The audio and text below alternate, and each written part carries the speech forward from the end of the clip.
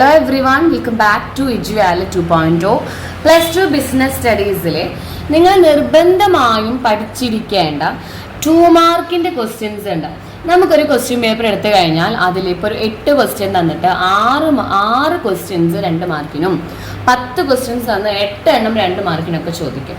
അപ്പം നമുക്ക് ഒരുപാട് പേർക്ക് സ്ഥിരമായിട്ട് മാർക്ക് നഷ്ടപ്പെടുന്ന ഒരു ഭാഗമാണ് 2 മാർക്കിൻ്റെ ക്വസ്റ്റ്യൻസ്. അപ്പോൾ മിസ് ഇവിടെ 2 മാർക്കിൻ്റെ ഒരു 25 ക്വസ്റ്റ്യൻസ് ആണ് ഉൾപ്പെടുത്തിയിരിക്കുന്നത്. ഈ 25 ക്വസ്റ്റ്യൻസ് മാത്രം നിങ്ങൾ 2 മാർക്സിൻ്റെ സെക്ഷനിൽ നോക്കിയാൽ മതി. കാരണം ഇതിൽ ഒരുപാട് നമ്മൾ പെട്ടെന്ന് കേൾക്കാൻ പറ്റാത്ത ശ്രദ്ധിക്കാത്ത കുറേ ടേമുകൾ ഉൾപ്പെടുത്തിയിട്ടുണ്ട് 2 മാർക്കിനെ. ഇതെല്ലാം 2019 മുതൽ, അതായത് ക്വസ്റ്റ്യൻ പേപ്പർ മാർച്ച് 2019 മുതൽ 2022-23 വരെയുള്ള എല്ലാ ക്വസ്റ്റ്യൻ പേപ്പറിൽ നിന്നിട്ടുള്ള 2 മാർക്ക് ക്വസ്റ്റ്യൻസാണ്. അപ്പോൾ 19, 20, 21, 22, 23 അതായത് 5 വർഷത്തെ ക്വസ്റ്റ്യൻ പേപ്പറിലത്തെ 2 മാർക്ക് ക്വസ്റ്റ്യൻസ് മാത്രമേ മിസ്സിൽ ഇൻക്ലൂഡ് ചെയ്തിട്ടുള്ളൂ. 3 മാർക്കും 5 മാർക്കും ഒന്നും ഇതിലെടുത്തിട്ടില്ല. അപ്പോൾ ഓരോ ടോപ്പിക് എന്താണെന്ന് പറഞ്ഞുതരാം. ഇതിന് മുന്നേ നമ്മുടെ കഴിഞ്ഞ വീഡിയോകൾ കാണാത്തവരുണ്ടെങ്കിൽ ലിങ്ക് മിസ് ഡിസ്ക്രിപ്ഷൻ ബോക്സിൽ കൊടുക്കുന്നുണ്ട്. 8 മാർക്കിൻ്റെ ക്വസ്റ്റ്യൻസ്, അതുപോലെ തന്നെ ഇനി എങ്ങനെയൊക്കെ ബിസിനസ് സ്റ്റഡീസ് പഠിച്ച് മാർക്ക് വാങ്ങാം, ഏതൊക്കെ പോർഷൻസ് നന്നായി ശ്രദ്ധിക്കണം, എങ്ങനെയൊക്കെ നമുക്ക് എക്സാം പാറ്റേൺ ചേഞ്ച് ആവാം എന്നുള്ള വീഡിയോസ് എല്ലാം മിസ് അപ്ലോഡ് ചെയ്തിട്ടുണ്ട്. അതുപോലെ തന്നെ ഡബിൾ പാസ് ആവാൻ വേണ്ടി മാത്രം നിങ്ങൾ പഠിക്കേണ്ട ഒരു 10-20 ക്വസ്റ്റ്യൻസും അതിൻ്റെ വീഡിയോസൊക്കെ കഴിഞ്ഞു. അതെല്ലാം പഠിച്ചു പോയാൽ മതി. ദെൻ അതൊക്കെ പഠിച്ചു കഴിഞ്ഞവർ ഈ 2 മാർക്കിൻ്റെ ഈ ഒരു ക്വസ്റ്റ്യൻസ് കൂടി നോക്കിക്കഴിഞ്ഞാൽ നല്ല മാർക്ക് നിങ്ങൾക്ക് കിട്ടുന്നത് ദാറ്റ്സ് ഷുവറാണ്. അപ്പോൾ നമുക്ക് ഓരോ ടോപ്പിക്കായിട്ട് നോക്കിയിട്ട് വരാം കേട്ടോ. ഫസ്റ്റ് വൺ 2 മാർക്സിന് 2019 ചോദിച്ച ക്വസ്റ്റ്യൻ ആണ്. What you mean by financial planning? Financial planning എന്താണെന്ന് 2 മാർക്കിന് ചോദിച്ചിട്ടുണ്ട്. അപ്പോൾ കുറേ കുട്ടികൾ ആലോചിക്കും, അയ്യോ ഫിനാൻഷ്യൽ പ്ലാനിങ് ടോപ്പിക്കേ കാണാത്തവരുണ്ടെന്ന്. അപ്പോൾ നിങ്ങൾ ജസ്റ്റ് ആലോചിക്കുക, എന്താണ് ഫിനാൻഷ്യൽ പ്ലാനിങ് എന്ന് കഴിഞ്ഞാൽ നമുക്ക് ബിസിനസ്സിന് ആവശ്യമായ ഫണ്ട് പല സോഴ്സസിൽ നിന്ന് വാങ്ങുന്നതിന് വേണ്ടിയുള്ള പ്ലാനിങ് ആണ് financial planning. It ensure educate fund from various resources. പല സോഴ്സസിൽ നിന്ന് നമുക്ക് എങ്ങനെയൊക്കെ ഫണ്ട് കിട്ടും, എങ്ങനെയൊക്കെ എക്വയർ ചെയ്യാം, അതിനെയാണ് നമ്മൾ ഫിനാൻഷ്യൽ പ്ലാനിങ് എന്ന് പറയുക. അതായത് deciding in advance which sources are to be raised in order to fund. അല്ലേ, നമുക്ക് ഫണ്ട് എവിടെ നിന്നൊക്കെ കിട്ടണം എന്നുള്ളതിന് എവിടെ നിന്നൊക്കെ നമുക്ക് ഫണ്ട് റേസ് ചെയ്യാം, അതിൻ്റെ സോഴ്സസ് പ്ലാൻ ചെയ്യുന്നതിനാണ് ഫിനാൻഷ്യൽ പ്ലാനിങ് എന്ന് പറയാം. 2 മാർക്കിന് ആ 4 സെൻറ്റൻസ് ധാരാളമാണ് കേട്ടോ. ചാപ്റ്ററിൽ നിന്ന് പഠിക്കണം എന്നുള്ളവർ ചാപ്റ്റർ നമ്പർ 9 നോക്കുക. ചാപ്റ്റർ നമ്പർ 9 നോക്കുക കേട്ടോ. Then characteristics of A brand name. ഒരു 2 മാർക്കിന് ബ്രാൻഡ് നെയിമിൻ്റെ ഫീച്ചേഴ്സ് ആണ് എഴുതാൻ പറഞ്ഞിരിക്കുന്നത്. ഫീച്ചേഴ്സ്, ക്യാരക്ടറിസ്റ്റിക്സിൻ്റെ വേറൊരു topic features of brand name. Chapter number 11 marketing management ആണ്. ചില കുട്ടികൾക്കൊക്കെ 10th ചാപ്റ്റർ ആണ്. എന്താണ് characteristics? It should be distinctive, it should be unique, it should be short, അല്ലേ, ഷോർട്ട് ആയിരിക്കണം, ഡിസ്റ്റിങ്റ്റീവ് ആയിരിക്കണം, മീനിങ് ആയിരിക്കണം, സിമ്പിൾ ആയിരിക്കണം, അണ്ടർസ്റ്റാൻഡബിൾ ആയിരിക്കണം എന്നൊക്കെ പറഞ്ഞിട്ടുള്ള ഏതെങ്കിലും ഒരു 2 സെൻറ്റൻസ് അത്ര മതി. Then significance of principles of management. അതായത് നമ്മൾ എന്തിനാണ് മാനേജ്മെൻറ്റിൻ്റെ പ്രിൻസിപ്പിൾസ്, അതായത് സിഗ്നിഫിക്കൻസ്, ഇമ്പോർട്ടൻസ് എന്നൊക്കെയാണ് ഇതിന് വരിക. Importance of principles of management. അപ്പോൾ എല്ലാവരും പറയും മാനേജ്മെൻറ്റിൻ്റെ പ്രിൻസിപ്പിൾ പഠിച്ചിട്ടുണ്ട്, പക്ഷേ മാനേജ്മെൻറ്റ് പ്രിൻസിപ്പിളിൻ്റെ ഇമ്പോർട്ടൻസ് നമ്മൾ നോക്കിയിട്ടില്ല എന്ന് പറയും. അല്ലേ, മാനേജ്മെൻറ്റ് പ്രിൻസിപ്പിൾസിൻ്റെ ഇമ്പോർട്ടൻസ് എന്താണ് എന്ന് നമ്മളോട് ചോദിക്കാറുണ്ട്. അപ്പോൾ നമുക്കത് പറയാൻ കിട്ടുക, എന്താണ് പ്രിൻസിപ്പിൾസ് ഓഫ് മാനേജ്മെൻറ്റ് ഇമ്പോർട്ടൻസ്. ഇവിടെ നമ്മൾ ഏതാ പ്രിൻസിപ്പിൾസ്, അതായത് നമ്മൾ എന്തിനാണ് പ്രിൻസിപ്പിൾ അനുസരിക്കുന്നത്? It increases efficiency, it optimise utilisation of resources and social responsibility. പിന്നെ നമുക്ക് സയൻറ്റിഫിക് ഡിസിഷൻസ് എടുക്കാൻ വേണ്ടിയിട്ട്, മീറ്റിംഗ് ദ ചേഞ്ചിങ് എൻവയോൺമെൻറ്റ് റിക്വയർമെൻറ്റിന്. അങ്ങനെ നിങ്ങൾക്കറിയാവുന്ന ഇഷ്ടമുള്ള ഏതെങ്കിലും ഒരു 4 എണ്ണം. ഇതിൽ ഏറ്റവും നിങ്ങൾക്ക് സിമ്പിളായ സിഗ്നിഫിക്കൻസ് പറഞ്ഞിട്ടെ, ഒപ്റ്റിമൽ യൂട്ടിലൈസേഷൻ ഓഫ് റിസോഴ്സസും ഇൻക്രീസസ് എഫിഷ്യൻസി മതി. 2 പോയിന്റ് എഴുതിയാൽ മതി 2 മാർക്കിന്. Okay. Then 3 responsibilities of consumer. കൺസ്യൂമറിന്റെ ചാപ്റ്ററിൽ ഇപ്പോൾ എല്ലാവരും റൈറ്റ്സ് മാത്രവും പഠിച്ചിട്ടുണ്ടാവും. മിസ് ഇമ്പോർട്ടൻസ് എടുത്താലും റൈറ്റ്സ് ഓഫ് കൺസ്യൂമറും 3 റിട്രസൽ ഏജൻസീസ് ആണ് നിങ്ങളടുത്ത് പറഞ്ഞിട്ടുള്ളത്. അവിടെ നമുക്ക് എന്തുകൂടി പഠിക്കാനുണ്ട്? Responsibilities of consumer. കൺസ്യൂമറിന് കുറച്ച് റെസ്പോൺസിബിലിറ്റീസ് ഉണ്ട്. ആ റെസ്പോൺസിബിലിറ്റിയും കൂടി നമുക്ക് എന്താണ് ജസ്റ്റ് 2 മാർക്കിൽ ചോദിച്ചാൽ നമുക്കറിയണം എന്തൊക്കെയാണ് ഒരു കൺസ്യൂമറിന്റെ റെസ്പോൺസിബിലിറ്റി എന്ന് പറഞ്ഞാൽ. ഏതൊക്കെ പറയാം? അതായത് be aware about the goods and services available in the market. അതായത് standardised goods are provided in quality insurance, learn about all the risk associated with the product that we buy, അല്ലെ, choose only legal goods and services, then ask for cash memo and receipt. എന്താ responsibility എന്ന് വെച്ചാൽ നമ്മൾ സാധനങ്ങൾ വാങ്ങിക്കഴിഞ്ഞാൽ എന്തൊക്കെ നമുക്ക് ചെയ്യണം, quality ഗുഡ്സുകൾ മാത്രം വാങ്ങാൻ ശ്രദ്ധിക്കാം, ലേബൽ കെയർഫുള്ളി വായിച്ചിട്ട് അതിൻ്റെ ഇൻഫോർമേഷൻസ്, പ്രൊഡക്റ്റിൻ്റെ പ്രൈസ്, വെയിറ്റ് അതൊക്കെ നോക്കാം. Choose only legal goods and services, cash memo purchase receipt ഒക്കെ ചോദിച്ച് വാങ്ങാം. എന്തെങ്കിലും പ്രശ്നങ്ങൾ വന്നാൽ കംപ്ലൈൻറ്റ് കൊടുക്കാനായിട്ട് ശ്രദ്ധിക്കാം. ഇതൊക്കെയാണ് കൺസ്യൂമറിൻ്റെ റൈറ്റ്സ് അല്ലെങ്കിൽ റൈറ്റ്സ് അല്ല റെസ്പോൺസിബിലിറ്റി. നമുക്ക് നോക്കാം കണ്ടോ, responsibilities. It be aware about the various goods and services available in the market. Only standardized goods are to be buy and learn about the risk associated with the goods and services. Then പിന്നീട് നമുക്ക് എന്താ, choose only legal goods and services.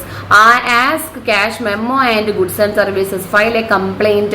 നിങ്ങളൊരു കടയിൽ പോയാൽ നിങ്ങൾ എന്തൊക്കെ വാങ്ങണം, എന്തൊക്കെ നമ്മൾ അവെയർ ആവണം എന്നാണ് പറയുന്നത്. നമുക്കും കുറച്ച് റെസ്പോൺസിബിലിറ്റീസ് ഉണ്ട്. ഓക്കെ, അത് ഒരു 2 മാർക്കിന് നമുക്കൊരു 2 പോയിന്റ് ഒക്കെ വളരെ ധാരാളമാണ്. വേണമെങ്കിൽ ഒരു 4 പോയിന്റിലേക്കൊക്കെ എത്താം. നിങ്ങൾ 4 പോയിന്റ് വരെ പഠിക്കാം. ഇനി എങ്ങാനും നമുക്കത് 3 മാർക്കിലേക്ക് പോയാലോ. ദെൻ പിന്നീട് നമ്മളോട് ചോദിക്കും LPG എന്താണ്, ഇലാബറേറ്റ് ചെയ്യാൻ പറയും. ജസ്റ്റ് ഒന്ന് എക്സ്പാൻഡ് ചെയ്യാൻ. LPG stands for liberalisation, privatisation and globalisation. അതിൽ എന്താണ് liberalisation? Liberating the economy from government rules. Privatisation എന്ന് വെച്ചാൽ എന്താണ്? Selling public sector undertakings to private individuals, അല്ലെ. ഗ്ലോബലൈസേഷൻ എന്ന് വെച്ചാൽ എന്താ? Integrating our economy with world economy. മതി, ഓരോന്നും ഓരോ സെന്റൻസ് വെച്ചാൽ മതി കേട്ടോ. Then recruitment is a positive process. Justify your answer. അതായത് നമുക്ക് ഇനി ഓരോ കമന്റ് ക്വസ്റ്റ്യൻസ് തരും. 2 മാർക്കിനൊക്കെ നമുക്ക് കമന്റ് ക്വസ്റ്റ്യൻസ് തരും. അതിലുള്ള ഒരു കമന്റ് ക്വസ്റ്റ്യൻ ആണ് റിക്രൂട്ട്മെന്റ് ഒരു പോസിറ്റീവ് പ്രോസസ് ആണ്, ക്യാൻ യു ജസ്റ്റിഫൈ എന്ന് ചോദിക്കും. അതായത് എങ്ങനെയാണ് റിക്രൂട്ട്മെന്റ് നമുക്ക് പോസിറ്റീവ് പ്രോസസ് ആവുന്നത്? നിങ്ങൾക്ക് തന്നെ ആലോചിച്ച് നോക്കാമല്ലോ. റിക്രൂട്ട്മെന്റ് എന്ന് പറയുന്നത് എന്താ? എല്ലാവരെയും സെലക്ട് ചെയ്യുക, അല്ലെ. അതായത് എല്ലാവരും attracting qualified employee for job. നമുക്ക് അപ്ലൈ ചെയ്യാം, അല്ലെ. ജോബിന് വേണ്ടി അപ്ലൈ ചെയ്യുന്ന എല്ലാവരും റിക്രൂട്ടഡ് ആണ്. അവിടെ ഒരാളും നമ്മൾ എലിമിനേറ്റ് ചെയ്യുന്നില്ല. ആ ഒരു സെൻസിൽ പോസിറ്റീവ് പ്രോസസ് ആണ്. കാരണം എന്താ? It is a positive process because it's concern with attracting employee for applying for job. Okay, then പിന്നീടാണ് packaging is called a silent salesman. എന്താ കാരണം? അപ്പം അതിൻ്റെ ഒക്കെ ഡെഫിനേഷൻസ് എഴുതി വെച്ചാൽ മതി. പാക്കേജിംഗ് എന്ന് വെച്ചാൽ എന്താ? ഇറ്റ് സൈലന്റ് സെയിൽസ്മാൻ ബിക്കോസ് എന്താ? Attractive packages encourage people to buy a product. അതായത് നമുക്ക് ഒരു സെയിൽസ്മാൻ വന്നിങ്ങനെ പറഞ്ഞു തരേണ്ട എല്ലാ കാര്യങ്ങളും നല്ലൊരു പാക്കേജിങ് ഉണ്ട് വെച്ചെങ്കിൽ നമുക്കത് എടുത്ത് നോക്കിയാൽ എല്ലാം അറിയാം, അല്ലേ. അതിൻ്റെ പ്രൈസ്, ക്വാളിറ്റി, അതുപോലെ തന്നെ അത് എവിടെ നിന്ന് വരുന്നു, എന്തൊക്കെ ഇൻഗ്രീഡിയൻസ് ഉണ്ട്, അത് ലീഗലി ആണോ എന്ന്. അതുകൊണ്ട് തന്നെ ഒരു സൈലൻ്റ് ആയിട്ടുള്ള സെയിൽസ്മാൻ ആണ് നമുക്ക് എടുത്ത് നോക്കിയാൽ അറിയാൻ പറ്റും. ഓക്കെ, 4 സെൻറ്റൻസുകളൊക്കെ ആൻസർ ചെയ്യാം. Then relationship between planning and controlling. നമുക്ക് പറയാം, അല്ലേ. കൺട്രോളിങ് വെച്ചിട്ടുണ്ടെങ്കിൽ പാസ്റ്റ് ആക്ടിവിറ്റീസിന് നമ്മളൊന്ന് പ്ലാൻഡ് ആക്ടിവിറ്റീസിനെ, പാസ്റ്റ് അല്ല പ്ലാൻഡ് ആക്ടിവിറ്റീസ് എല്ലാം ആക്ച്വൽ ആയിലേക്ക് എത്തിയോ എന്നറിയാൻ വേണ്ടിയിട്ടാണ് കൺട്രോളിങ് ചെയ്യുന്നത്. അപ്പോൾ without planning control is meaningless, അല്ലേ. Planning and controlling are 2 sides of same coin, അല്ലേ. സെയിം കോയിന് 2 sides ഏതൊക്കെയാണ്? പ്ലാനിങ്ങും കൺട്രോളിങ്ങും ആണ്. Without planning there is no control, അല്ലേ. Control ചെയ്യാനൊന്നുമില്ല. After controlling we again goes to planning process, അല്ലേ. സോ പ്ലാനിങ് എന്ന് കഴിഞ്ഞാൽ കൺട്രോളിങ് ആണ്, കൺട്രോളിങ് കഴിഞ്ഞാൽ നമ്മൾ തിരിച്ചു പോകുന്നത് പ്ലാനിലേക്ക് തന്നെയാണ്. സോ ഇതുണ്ടെങ്കിലേ അതുള്ളൂ. ഒരെണ്ണം ഡിസ്ക്രിപ്റ്റീവും ഒരെണ്ണം പ്രിസ്ക്രിപ്റ്റീവും ആണ്. രണ്ടും 2 sides of a same coin ആണെന്നൊക്കെ പറഞ്ഞിട്ട് എഴുതാം. Okay, controlling is called a backward looking. Why? എന്തുകൊണ്ടാണ്? കാരണം ഈ പറഞ്ഞ റീസൺ തന്നെയാണ്. കൺട്രോളിന് ചിലർ പോസ്റ്റ്മോർട്ടം അനാലിസിസ് ആണ് പാസ്റ്റ് ആക്ടിവിറ്റീസ്. കഴിഞ്ഞ ആക്ടിവിറ്റീസ് ഒക്കെ എത്രത്തോളം അനലൈസ് ചെയ്യുന്നതാണ് നമ്മൾ നോക്കുക. അപ്പോൾ കഴിഞ്ഞ ആക്ടിവിറ്റീസ് എന്ന് പറയുന്നത് തന്നെ ബാക്ക്വേർഡ് ലുക്കിംഗ് ആണ്. So it is treated as a backward looking process അല്ലെങ്കിൽ backward looking function. Okay, then importance of business environment 3rd chapter ആണ്. ഇതൊക്കെ ചാപ്റ്റർ നെയിം എന്ന് പറഞ്ഞാൽ ഇത് 7th 8th ചാപ്റ്റർ ആണ്. ഇതൊക്കെ 8th ചാപ്റ്റർ ആണ്. ബിസിനസ് എൻവയോൺമെന്റിൻ്റെ 3rd ചാപ്റ്റർ ആണ്. ബിസിനസ് എൻവയോൺമെന്റിന്റെ ഇമ്പോർട്ടൻസ്. എന്തിനാണ് നമ്മൾ ബിസിനസ് എൻവയോൺമെന്റ് പഠിക്കുന്നത്? ബിസിനസ് എൻവയോൺമെന്റിന്റെ ആവശ്യമുണ്ടോ എന്നൊക്കെ നമുക്ക് ക്വസ്റ്റ്യൻ ചോദിക്കാറുണ്ട്. സോ എന്താണ് ബിസിനസ് എൻവയോൺമെന്റ് എന്ന് വെച്ചാൽ? ബിസിനസ് എൻവയോൺമെൻറ്റ് നമുക്ക് വളരെയധികം നീഡ്ഫുൾ ആയുള്ള ഒരു ആക്ടിവിറ്റിയാണ്. കാരണം അവിടെ നമുക്ക് ഓരോ ബിസിനസ്സിൻ്റെയും കണ്ടിന്യൂസ് ആയിട്ട് പലതരം എൻവയോൺമെൻറ്റ് നമുക്കുണ്ട്, പൊളിറ്റിക്കൽ, എക്കണോമിക്കൽ എന്നൊക്കെ പറഞ്ഞിട്ട് പല എൻവയോൺമെൻറ്റുകളുണ്ട്. സോ അവിടെയൊക്കെ നമുക്ക് ആരാവശ്യമാണ്? നമ്മുടെ ഈ ബിസിനസ് എൻവയോൺമെൻറ്റ് അറിഞ്ഞ് പ്രവർത്തിക്കേണ്ടത് വളരെയധികം ആവശ്യമാണ്. So in that sense business environment is needed. അത് നമ്മൾ പോയിൻ്റ് ആയിട്ട് എഴുതണേ. ഓക്കെ, ബിസിനസ് എൻവയോൺമെൻറ്റ് പോയിന്റ് ആക്കിയിട്ട് എഴുതുമ്പോൾ ഇമ്പോർട്ടൻസ് ഓഫ് ബിസിനസ് എൻവയോൺമെൻറ്റ് ചോദിച്ചാൽ ഐഡൻറ്റിഫിക്കേഷൻ ഓഫ് ഓപ്പർച്യൂണിറ്റീസ്, നമുക്ക് ഓപ്പർച്യൂണിറ്റീസ് ഐഡൻറ്റിഫൈ ചെയ്യാനായിട്ട് സാധിക്കുന്നു. ദെൻ ഐഡൻറ്റിഫിക്കേഷൻ ഓഫ് ത്രെറ്റ്സ്, എന്തെങ്കിലും ത്രെറ്റ്സ്, അതായത് കള്ളക്കടത്ത ആക്ടിവിറ്റീസോ അല്ലെങ്കിൽ തെറ്റൊക്കെ ഉണ്ടെങ്കിൽ നമുക്ക് മുൻകൂട്ടി അറിയാൻ പറ്റുന്നു. It is tapping useful resources, അതായത് റിസോഴ്സസൊക്കെ നല്ല രീതിയിൽ യൂസ് ചെയ്യാനായിട്ട് നമുക്ക് പറ്റുന്നു എന്നൊക്കെ പറഞ്ഞിട്ട് ബിസിനസ് എൻവയോൺമെൻറ്റ് എഴുതാം. നെക്സ്റ്റ് ആണ് management as an art, justify your answer. Management ഒരു ആർട്ടാണ്, നിങ്ങൾക്ക് ജസ്റ്റിഫൈ ചെയ്യാൻ പറ്റുമെന്ന് ചോദിക്കും. അത് ഫസ്റ്റ് ചാപ്റ്ററാണ് കേട്ടോ, ഫസ്റ്റ് ചാപ്റ്ററാണ്. അവിടെ നമ്മൾ എഴുതിയേക്കുന്നത് മാനേജ്മെൻറ്റ് ആർട്ടാണല്ലോ. ആർട്ടിൻ്റെ കുറച്ച് ഫീച്ചേഴ്സ് എഴുതി വയ്ക്കാം. Management can be set to an art it satisfy the following criteria. എന്താണ് മാനേജ്മെൻറ്റ്? പേഴ്സണൽ സ്കില്ലും നോളജും ഒക്കെ ഉണ്ട്. മാനേജ്മെൻറ്റ് എന്ന് പറയുന്നത് മോസ്റ്റ് ക്രിയേറ്റീവ് ആർട്ടാണ്. Then like other art, manager efficiency developed through practices. It also said an art. അതായത് ആർട്സിൻ്റെ എല്ലാ ഫീച്ചേഴ്സുമായ എന്താണ് സ്പെഷ്യലൈസ്ഡ് നോളജും പേഴ്സണൽ സ്കില്ലും ക്രിയേറ്റിവിറ്റിയും പ്രാക്ടീസും എല്ലാം ഉണ്ട്. അതുകൊണ്ട് മാനേജ്മെൻറ്റ് ആസ് എൻ ആർട്ടാണ് എഴുതി വയ്ക്കാം. ദെൻ നെക്സ്റ്റ് ആണ് span of control. Span of control എന്ന് വെച്ചിട്ടുണ്ടെങ്കിൽ എന്താണെന്ന് എഴുതി വയ്ക്കാൻ നമ്മളോട് പറയും. അപ്പോൾ സ്പാൻ ഓഫ് കൺട്രോൾ എന്താ? It is the number of, ഈ ചാപ്റ്റർ സ്പാൻ ഓഫ് കൺട്രോൾ നമ്മുടെ 5th ചാപ്റ്ററാണ് വരുന്നത്. ഓർഗനൈസിംഗ് എന്ന് പറഞ്ഞ പാഠത്തിലാണ് സ്പാൻ ഓഫ് കൺട്രോൾ ഉള്ളത്. അപ്പോൾ സ്പാൻ ഓഫ് കൺട്രോൾ എന്ന് വെച്ചാൽ it is the number of subordinates that a superior can effectively control. Span of management, it is also called span of control. It is the number of subordinates that can effectively managed by a superior. ഒരു സുപ്പീരിയർക്ക് effective ആയിട്ട് manage ചെയ്യാൻ പറ്റുന്ന number of subordinate, അതായത് എംപ്ലോയീസിൻ്റെ എണ്ണത്തിനെയാണ് നമ്മൾ എന്തെന്ന് വിളിക്കുന്നത്? Span of control അല്ലെങ്കിൽ span of management എന്ന് വിളിക്കുന്നത്. ഇതിൻ്റെ ഡിഫറെൻ്റ് ആയിരിക്കും. Span of management are different according to the superiors calibre, സുപ്പീരിയറിൻ്റെ കാലിബർ അനുസരിച്ചിട്ട്, അതുപോലെ സബോർഡിനേറ്റിൻ്റെ കാലിബർ അനുസരിച്ചിട്ടെല്ലാം ഇത് എന്തായിരിക്കും? ഡിഫറെൻ്റ് ആയിരിക്കും എന്നുള്ളത് പഠിക്കാം. ഓക്കെ, ദെൻ ഫാക്ടിക് സ്റ്റഡി എന്താണ് 2 മാർക്കിന് ചോദിക്കും. സയൻറ്റിഫിക് ടൂൾസിൽ ഇമ്പോർട്ടൻ്റ് ആയ ഒരു ടൂളാണ് fatigue study. It is seeks the determine of amount and frequency of rest intervals in completing a task. ഒരു ടാസ്ക് ചെയ്ത് തീർക്കാനായിട്ട് നമ്മൾ എത്രത്തോളം ഇൻ്റർവെൽ എടുക്കുന്നുണ്ട്, അതിൻ്റെ ഇടയിൽ എത്രത്തോളം ഫ്രീക്വൻസി ടൈം എടുക്കുന്നുണ്ടെന്ന് കണ്ടുപിടിക്കുന്നതാണ് fatigue study. It is introduced by FW Taylor എന്നൊക്കെ പറഞ്ഞിട്ട് ചെയ്ത 2 മാർക്കിനല്ലേ, അത്ര മതി കേട്ടോ. ദെൻ നെക്സ്റ്റ് ആണ് what you mean by planning premises. എന്താണ് പ്ലാനിങ് പ്രീമിസസ് നമ്മളോട് ചോദ്യം ചോദിക്കും. അപ്പോൾ പ്ലാനിങ് പ്രീമിസസ് എന്ന് പറയുമ്പോൾ ഫ്യൂച്ചറിനെ കുറിച്ചിട്ടുള്ള കുറച്ച് സർട്ടൻ എസംഷൻസിനെയാണ് നമ്മൾ പ്ലാനിങ് പ്രീമിസസ് എന്ന് പറയാം. അതായത് planning is based on some assumptions about the future. These assumptions are called planning പ്രീമിസസ്.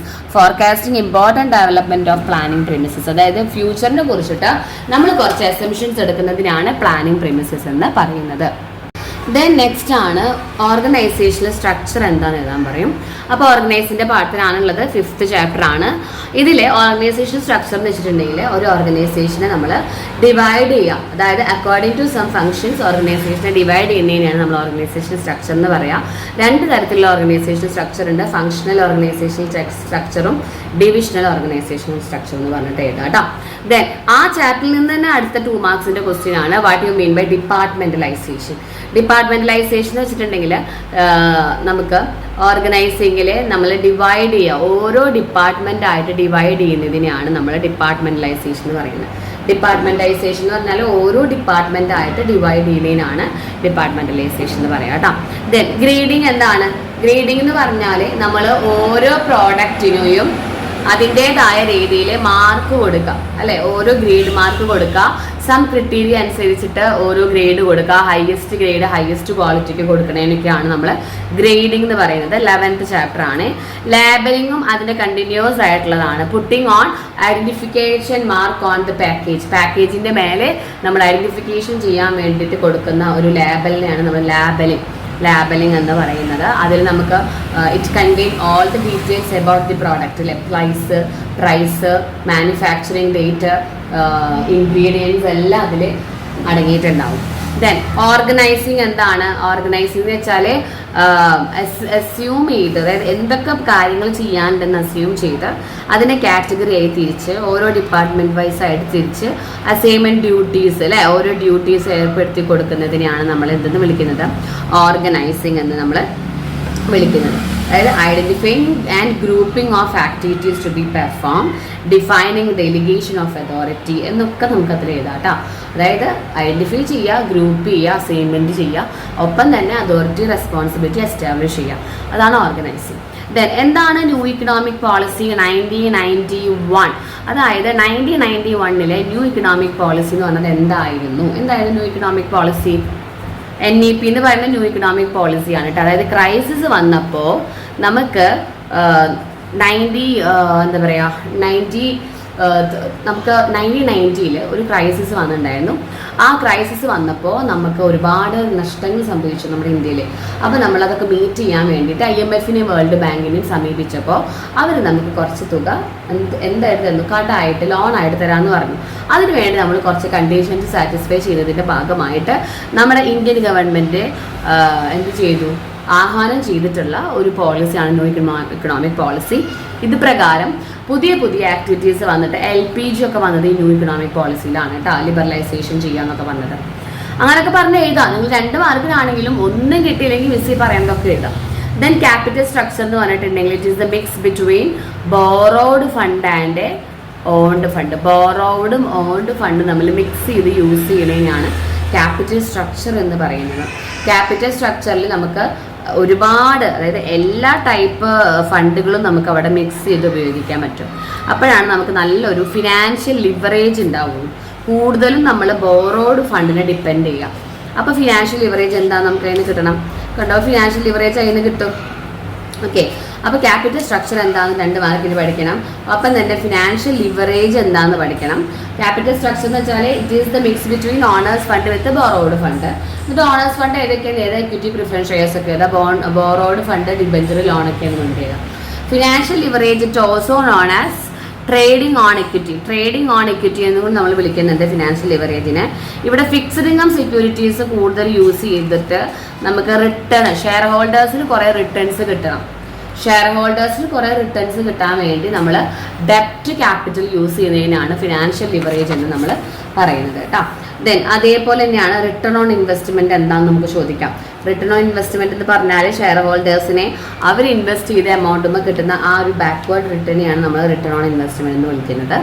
ഇതൊക്കെ നമുക്ക് 9th ചാപ്റ്ററിലാണ് ഉള്ളത്. Then gross working capital, net working capital 9th chapter ആണ്. ടോട്ടൽ അസറ്റിനെയാണ് ഗ്രോസ് വർക്കിംഗ് ക്യാപിറ്റൽ എന്ന് പറഞ്ഞാൽ കറണ്ട് അസറ്റ്, ടോട്ടൽ കറണ്ട് അസറ്റിനെയാണ് നമ്മൾ gross working capital. ഇവിടെ current asset minus current ലയബിലിറ്റീസിനെയാണ് നമ്മൾ net working capital എന്ന് വിളിക്കുന്നത്.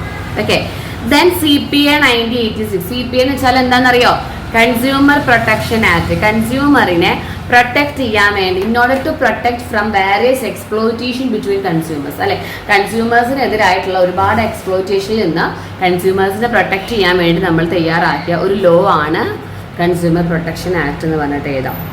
ഓക്കെ, ഇതില് ഇപ്പൊ ഇതൊക്കെ നമുക്ക് 2 മാർക്കിൽ ചോദിച്ചാൽ 2 3 മാക്സിമം പോയാൽ 4 സെന്റൻസ് മതിയിട്ട്, അതിൽ കൂടുതൽ വേണമെന്നില്ല. അതിലെ കൂടാതെ നമുക്ക് ചോദിക്കാവുന്നതാണ് match the following, odd man out. ഒരു എക്സാമ്പിൾ കൊടുക്കുക. ഗ്രൂപ്പിംഗ്, അതായത് ഒരു കുറേ മിക്സഡ് ആയിട്ട് സാധനങ്ങൾ അതായത് ഗ്രൂപ്പ് ചെയ്യാൻ 1 വേർഡ് ഡെഫിനേഷൻ തന്നിട്ട് അതിൻ്റെ 1 വേർഡ്. ഇപ്പോൾ ഡീസെൻട്രലൈസേഷൻ ഡെലിഗേഷൻ്റെ ഒക്കെ ഹെഡിങ് നമുക്ക് ഡെഫിനേഷൻ തരും. എന്നിട്ട് നമ്മുടെ ഗീവ് 1 വേർഡ് എന്ന് പറയും. അപ്പോൾ ഇതിനൊക്കെ നമുക്ക് 2 മാർക്കിന് ചോദിക്കും. മാച്ച് ദ ഫോളോയിങ് നമുക്ക് ചോദിക്കാൻ ചാൻസ് ഉള്ളത് ഒന്നുകിൽ നമ്മുടെ ടൈപ്സ് ഓഫ് പ്ലാൻ ചോദിക്കാം. ഇപ്പം ഈ എല്ലാ ക്വസ്റ്റ്യൻസും ചോദിക്കാൻ ചാൻസ് ടൈപ്സ് ഓഫ് പ്ലാൻ, അതിൻ്റെ എക്സാമ്പിൾസ്, അതുപോലെ തന്നെ നമുക്ക് types of dimensions of environment, അതിൻ്റെ എക്സാമ്പിൾസ് നമുക്ക് ചോദിക്കാം. അതേപോലെ മാർക്കറ്റിങ്ങിൻ്റെ പാഠത്തിൽ നിന്ന് ഡിഫറെൻറ്റ് ടൈപ്സ് ഓഫ് ടേംസ് എന്ന് പറഞ്ഞാൽ ഗ്രേഡിങ്, സ്പെഷ്യലൈസേഷൻ, സ്റ്റാൻഡർഡൈസേഷൻ, ലേബലിങ്, അതുപോലെ തന്നെ പാക്കേജിങ്, അതൊക്കെ എന്താണെന്ന് അറിയണം. അതിൻ്റെ ഒക്കെ 1 മാർക്ക് നമുക്ക് ചോദിക്കാം. Give 1 word. സോ ഇത്രയും 2 മാർക്ക് ക്വസ്റ്റ്യൻസ് നിങ്ങൾ വേഗം പോയിട്ട് പഠിക്കുക. ഇതൊക്കെയാണ് മെയിനായിട്ട് നിങ്ങൾ 2 മാർക്കിന് നോക്കേണ്ടത്. എബൌട്ട് 5 ഇയേഴ്സ് ക്വസ്റ്റ്യൻ പേപ്പേഴ്സ് ആണ് നമ്മളിവിടെ എന്ത് ചെയ്തിരിക്കുന്നത്, നിങ്ങൾക്ക് വേണ്ടിയിട്ട് എടുത്തിരിക്കുന്നത്. അപ്പോൾ ഈ ക്വസ്റ്റ്യൻസും നല്ല പോലെ പഠിക്കാനായിട്ട് ശ്രദ്ധിക്കാം കേട്ടോ. Okay every one, thank you so much.